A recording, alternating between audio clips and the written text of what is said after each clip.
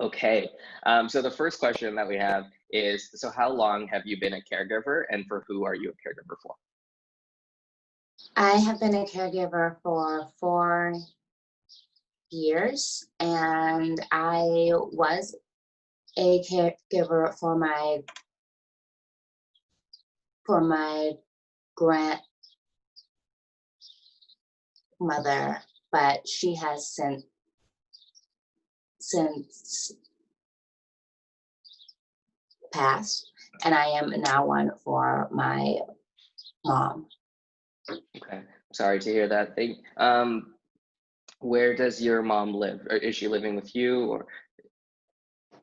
So I ended up moving from New York home. I'm sorry. Okay, I just Oh, forgot. oh, no worries. So I ended up moving home to my childhood home so that I could care for them. So I live with her technically. Okay. Okay. That's a huge move and transition. Was that a major shift in your life? Would you feel to be able to come back home and do that? Incredibly. New York was somewhere that I had always wanted to live, and I absolutely loved it. And I had started building up my career there and networking and whatnot. And ever since having to come home, I pretty much had to start all over. I hadn't lived in the city of L. I hadn't lived in the city of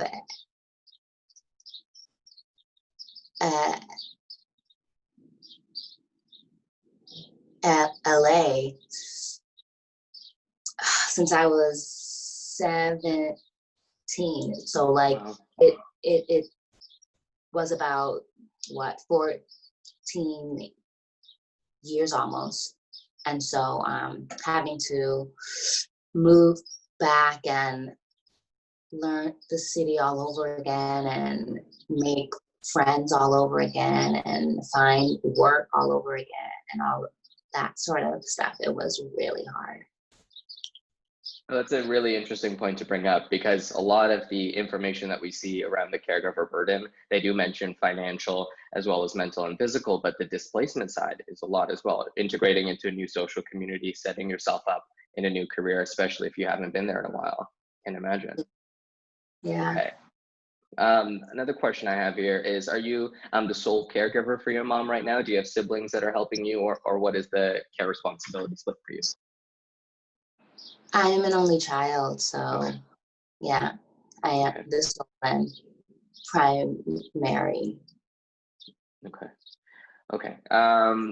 We and in regards to caregiving right now, or at least your experiences so far, this is a twofold question, but what would you think has been the most rewarding experience you've had, and what has been the most challenging experience that you've had?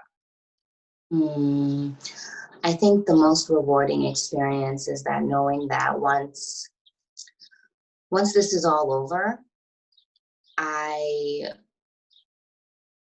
won't have any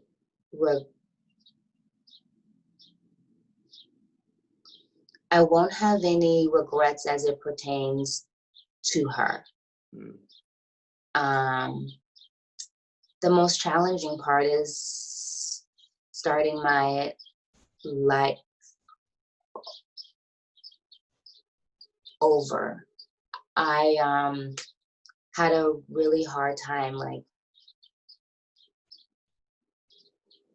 quitting a job Mhm. I loved and breaking up with my boyfriend, and Wow. and um,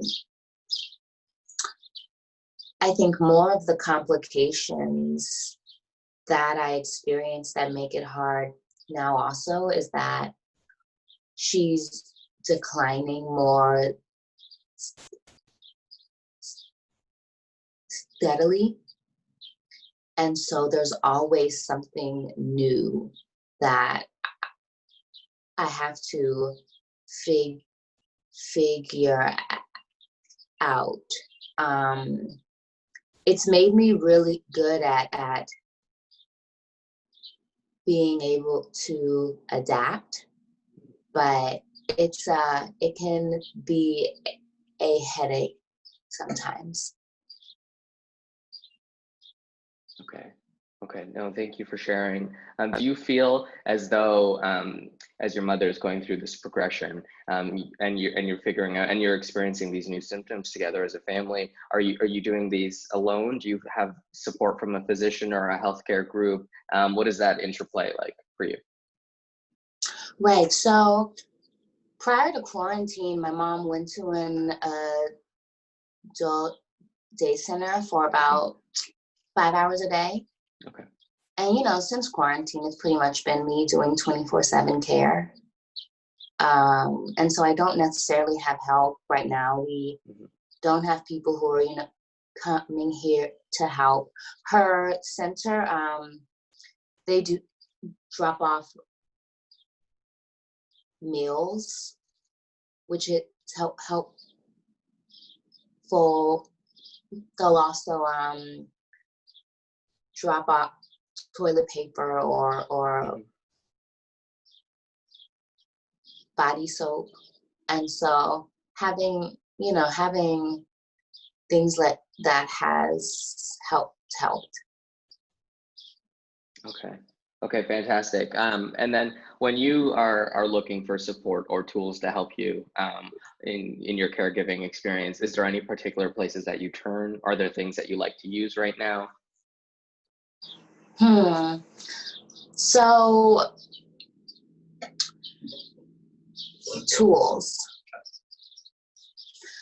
Yeah. So it's interesting because like she has no attention span at all. So like if I try to do an arts and crafts project with her, she gets uninterested very quickly. Something that has helped me personally is that she had forgotten how to flush the toilet, and so we purchased an automatic flusher system for residential toilets, which was so hard to find because literally only one company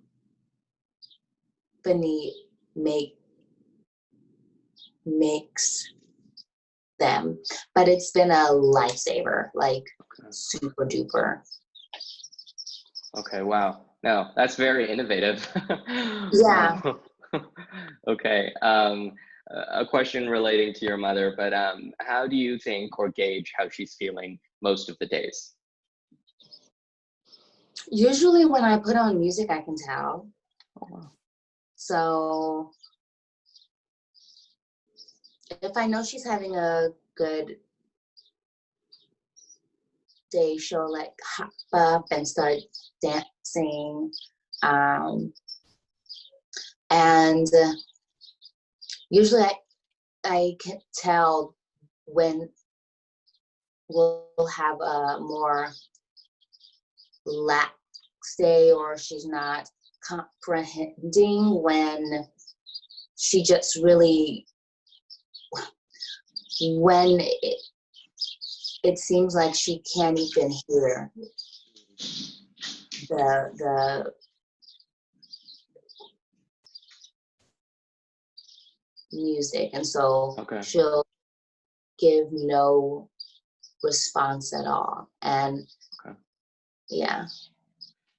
Okay. And are these songs that you play that are her favorites from the past, or are these new Mm, songs, or what is that relationship like? no, yeah. Okay. So this is all music from her time. Like Mm. I try to switch it up and play something a bit more current, but she is not interested at all. She likes songs that she can also sing to. Oh, okay. Okay, awesome.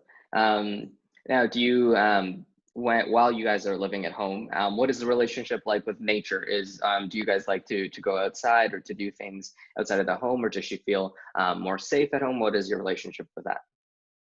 Yeah, so lately I noticed her not wanting to leave without, so she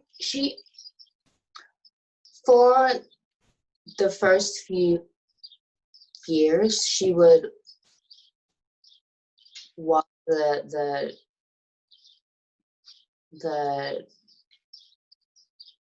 dog.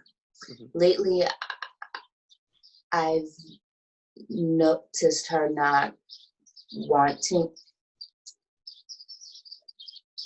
wanting to. Mhm. Then about 2 weeks ago we had this one incident where she actually walked him, and then she ended up over a mile away. Oh, wow. And so that let me know that that can't happen anymore. And so her relationship to nature is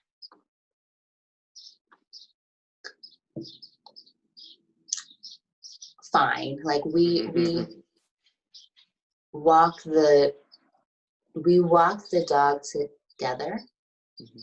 and she likes that, and sometimes we'll pick flowers and make bouquets, and she likes that also, but we don't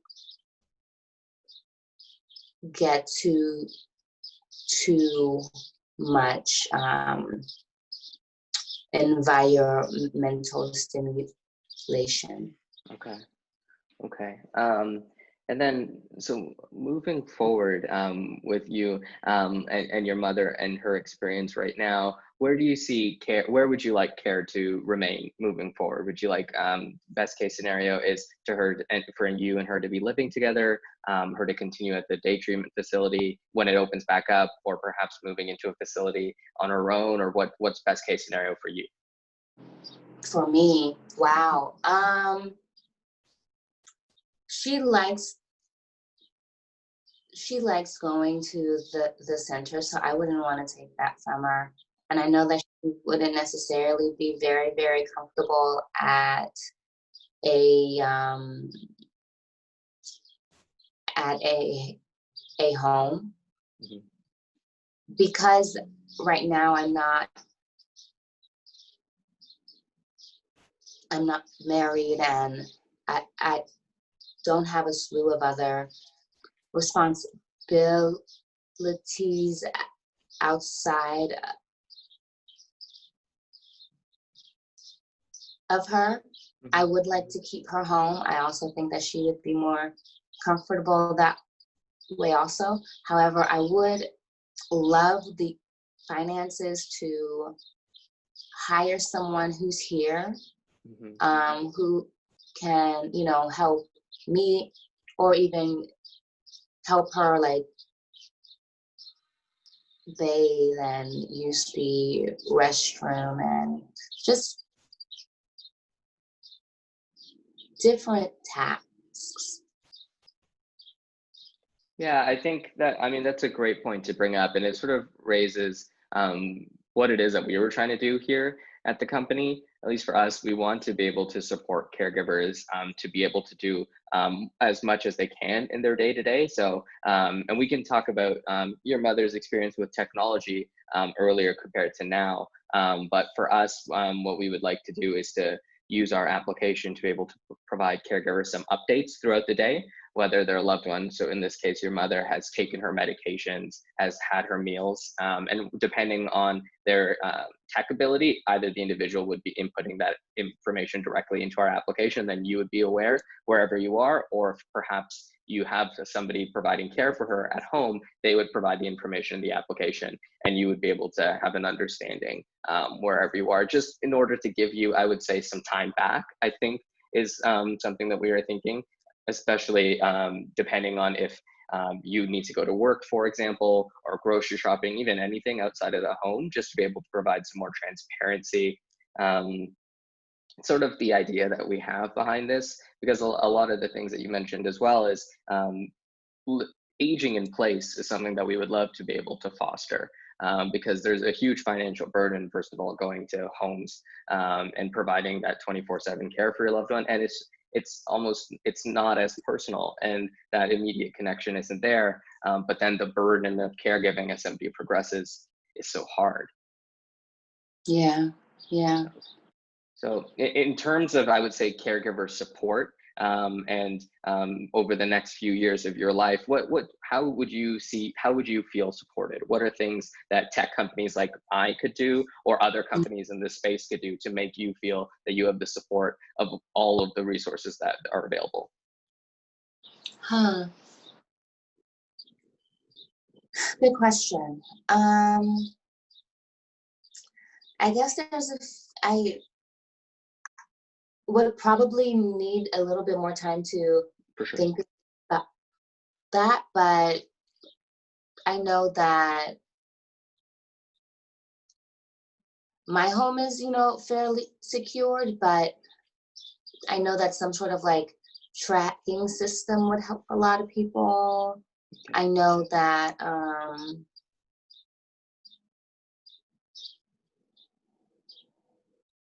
so like when you say tech, what exactly do you mean? For sure. So at least for us as a company, the way that we're starting is with a mobile application for smartphones, for both yourself and for your loved one. And depending on the ability of the loved one to be able to interact with technology, it'll remain a mobile application where they're communicating with a chat bot that'll send them their messages, check in and say, hi, how are you? Have you taken your med? Or how are you feeling today? And then providing that information back to you. And then as the ability to interact with tech declines, then we would love to be able to move our chatbot away from the mobile application towards voice, perhaps in a Google Home or an Amazon Alexa speaker in your home. And they communicate with the application through that pattern. And then if things progress even further, working directly with a care provider who would come in and assist you with tasks, and they would manually enter in the information, at least on the care receiver side, to your Right. loved one. And then for you and for caregivers, what we want to do is build as much transparency and means to understand what's happening in your loved one's life as possible. And then provide resources and support, and ultimately use our platform to connect you with other caregivers as well, who perhaps have tips and tricks. Okay, yeah. I think the technological aspect of it, it would have been good for my mom when she was starting out. Hmm. Right now, she's a little bit past that Hmm. point. But yeah, I think that um, having a care provider who would then log in whatever info that she comes into contact with while here would be helpful. That way I can know Hmm. and like be updated with what's going on with my mom, and have a rec record of it that I can take to doctors of appointments and, you know. Hmm. I think that right now I'm at the point where I like need an extra body. And so I'm trying to figure out like what other sort of technological stuff would help. Okay. Okay, thank you for sharing. Okay, I have two last questions. Thank you so much for your time for doing Yeah. this with me. But in your time being a caregiver thus far, what are some of the biggest lessons you've learned?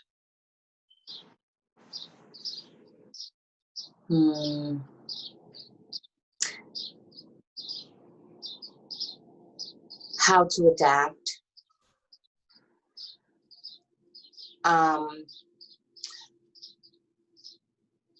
My lessons would be more about me and less her, Mhm. but like it's absolutely taught me about like the circle of life, sort of like how, you know, we get cared for and then we end up doing the caring. However, prior to caring for her, I worked in TV, and TV is one of those fields where you need to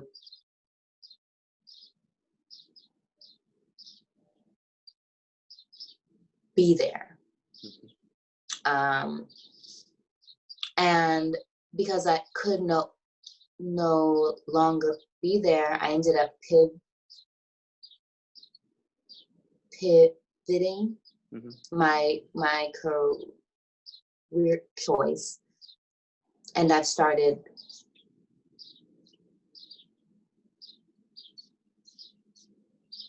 writing for TV. Oh, exciting. Yeah, and so it's just really kind of taught me that as long as you can adapt to a situation, you can still get what you want. It just may not be exactly how you saw it. And like, you know, since I'm home taking care of her, writing was something that I now had the time to do. And so, like, lately I've been getting a lot more recognition for it. And it's partly because of the amount of time I've now had to dedicate to that craft. Okay, that's exciting. Yeah, Wow. Yeah, it's definitely a story of resilience for sure. And being able to make the most of this situation. That speaks a lot to your character. So thank you for sharing. absolutely. Okay, And and then, oh, go ahead. no, I was just gonna say that right now I'm like trying to figure out how to write something about the experience of caring for someone who who has Alzheimer's or dementia, and it proves not easy actually. And so I'm trying to figure it out because I think it's a story that people need, especially because there will be more seniors who have it and more people needing to then take care of their loved ones who have it also. No, that's inspiring. And it's a disease and a burden that's growing across the globe as well. And I think Yeah, a lot of what's happening too, as well, on the science side of things, is it's been tough for researchers as well, working against something for so long, and trying to bring together cures and to move forward, whereas the global burden is continuing to rise. So I think this is definitely a time as well to not say that this perhaps is something that we as a society have to endure. This is something that will push us even further to be resilient in situations like this, to push ourselves on the scientific boundaries, to provide better care, to utilize tech better. I think one of the reasons why I started this as well is when you look at an elderly population, even without any ailments, it's usually like oil and water mixing tech. And I think that's not the right approach. I think we can be more adaptable and figure out their needs better and be able to mold our technology around them instead of just choosing specific markets. And so I hope with what we're doing and with other companies moving forward, we'll see this as an opportunity to use our resources to provide some aid. But then I think the last question, oh, go ahead. With more millennials starting to care for people, do you think that it will be easier to start implementing tech there? I think so. I think millennials as a group are very passion oriented. And I think they have to identify what their passion is, and then they'll put 100% of their efforts into it. So I think a lot of the various industries where, for example, this is an industry that's very close to home for me. I know for some other folks, it could be tackling hunger and poverty, for example, and they will put all of their resources towards it. But I think the millennial generation and the one coming after as well, who just graduated, are ready to make a change and utilize their resources to do so. It's less of living in the status quo. And I think that's actually a perfect transition to my last question, because I think as a company, with everything that's happening in the States right now, and the murder of George Floyd, and us as a company wanting to raise awareness for Black Lives Matter in the most appropriate way that we can, which is by supporting caregivers, I would love to know how this experience, if it's added an extra burden to you, how you're able to resolve this, and how that affects your caregiving experience as well. Yeah, I mean, it's exhausting. And then caring for someone on top of that is exhausting. So it's just been a very exhausting few weeks. Mhm.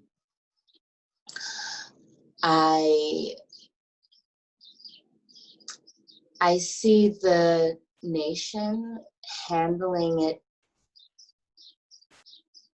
differently than it had in the past. Mhm. Mind you, because so many protests and riots and so on. But something about this,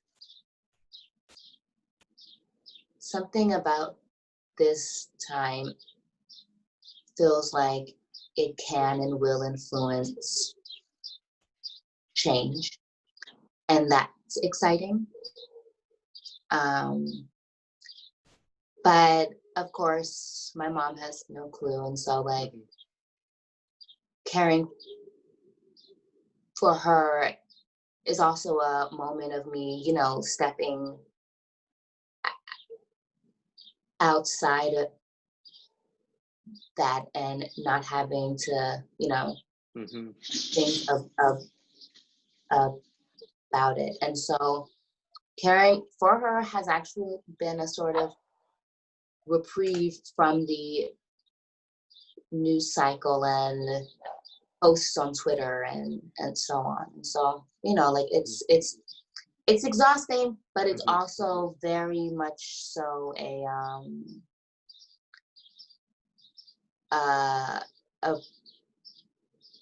appreciated distraction. Okay, I completely understand that on the distraction side. So thank you so much for sharing your perspective. And that's everything that I wanted to ask you in terms of our interview transcript. I'm going to turn off the recording